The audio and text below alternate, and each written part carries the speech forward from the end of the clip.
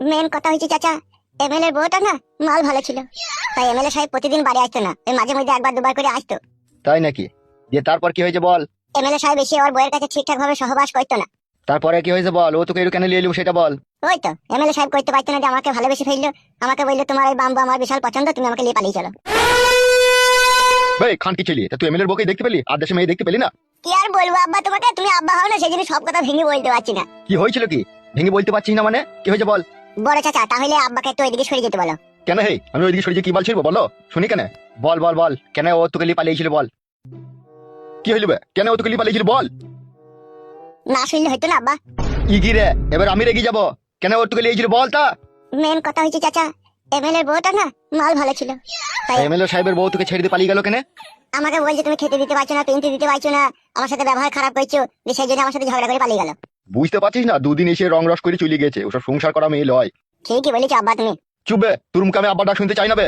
আব্বা গো, অন্যায় তো আমি করেই ফেলেছি, ভুল তো আমি করেই ফেলেছি, তুমি এত নিষ্ঠুর আর পাষাণ হৃদয়ের মানুষ হইও না আব্বা, তাহলে মরার পরেও আমি শান্তি পাবো না আব্বা, শান্তি পাবো না।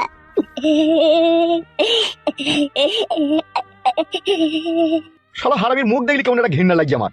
শোন ফুটো, তুই জীবনে এরকম অন্যায় এরকম ভুল কাজ আর করবি না, ঠিক আছে? না না বড় চাচা, আবার এ কাজ করি আমি? মাথা খারাপ তোমাদের? ওই একবারই শীতলায় পা দিয়ে পিছলে পড়লাম, এটাই আমার কোমরের খিল ছেড়ে গেল। মান সম্মান ইজ্জত সব শেষ করে দিলাম আমার। গ্রামে তুললি আমাকে মাথা হ্যাট করে চলতে হবে। শালা জীবনে কিছু করার আগে একবার দুবার ভাবতে হবে, না ভেবে কোনো কাজ করাটা উচিত নয় বে। অন্যায় তো হয়েছে আব্বা, কি আর করবো বলো। বেশ ঠিক আছে, এখন তুই চ আমার বাড়ি চ। আমার মনে বলছে আব্বা আমাকে কোনো ক্ষমা করেনি, আব্বা যেভাবে তাকিয়ে আছে। কি রে, ছেলেটাকে ক্ষমা করে দে না, ছেলেটা নাইলে একটু অন্যায় করেছে। এরকম অন্যায় হাজার হাজার ছেলে দুনিয়াতে করছে। ক্ষমা কর, ক্ষমা কর, ক্ষমা করতে শিখ, ভগবানও তোকে ক্ষমা করবে। কি আর বলবো আমি, বল, বলার আর কিচ্ছু নাই। সেই জন্যই তো বলছি গো আব্বা, ক্ষমা করে দাও কেন? তোর লেগে আমার এই জীবনে আমি কত অপমান সহ্য করেছি বলতো, তারপরেও তোর এই সমস্ত কাজগুলো করা উচিত হয়েছে তোর? কি আর করবো আব্বা, মেয়ে ছেলে যৌবনের নেশা বড় নেশা, ওই নেশায় পড়ে গেলাম বলে নিজেকে সামালতে পারিনি আব্বা, তুমি আমাকে ক্ষমা করো গো। বে, এটা তোর মেয়ে ছেলে পারে তাকানো কি দরকার বে? তাইলে আমার 14 কানা করে দাও আব্বা, আমি আর তাহলে কারোর দিকে তাকাইতে পাবো না, 14 কানা করে দাও। এই জন্যই তো তোমার কাছে এসেছি। কেন? তুমি যা হোক করে ব্যবস্থা করে ফোন মন করে তোমার মেয়েকে এখান থেকে এড়িয়ে আনো, আর না হলে আমি মরার পরেও তোমার মেয়েকে ছাড়া আমি শান্তি পাবো না। এখন আমি আমার মেয়েকে কি করে আনবো এখন বলো, তুমি আচ্ছা পাগল তো। আমি পাগল ছিলাম না, তোমার মেয়ে আমাকে পাগল করে দিয়েছে শাশুড়ি মা।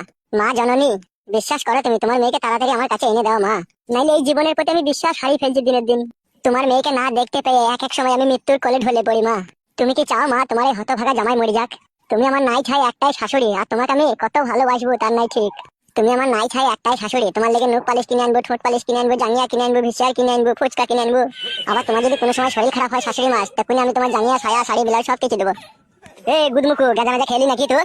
গাঁজা কেন খাবো বে? শাশুড়ি মাকে বুঝাইছি, বুঝতে পারছিস না? তোর বুঝানোতে তো তোর শাশুড়ি মনে তোকে বিয়ে করে নেবে, তুই যা বুঝাচ্ছিস। ওরা খেপাচিদা, নাই ছাই একটাই শাশুড়ি, জামাই খাবার কেউ বিয়ে করে খেপাচিদা? এমনি বুঝাচ্ছি, ভালো করে বুঝা, বুঝাবার মতো বুঝা। মা বুঝতে পারছি না তুমি? বুঝতে পারছি বাপ শোনা আমার, কিন্তু এটা আবার কিন্তু কি মা, আমি যে তোমার জামাই। সেইটাই তো আমার চিন্তা হচ্ছে। কিচ্ছু চিন্তা করো না মা, তুমি ওকে ফোন করে এখানে ডেকে লাও। হবে ডেকে লাও বললে কি করে ডাকবে বে? তুই বলছিস কেন? আমার কাছে ফোন নাম্বার আছে তো, দে ফোন নাম্বার থাকে। মা তোমার মেয়ের ফোন নাম্বারটা লিবা? কি চিন্তা ভাবনা করছো মা? তুমি চিন্তা ভাবনা করো না, তোমার মেয়েকে আমি বিশাল সুখে রাখবো মা। আবার দেখো মা, আমার নিজের বন্ধু ফুটু, তোমার মেয়েকে যদি আমি বিয়ে করি তাহলে সে আবার আমার শ্বশুর হয়ে যাবে মা।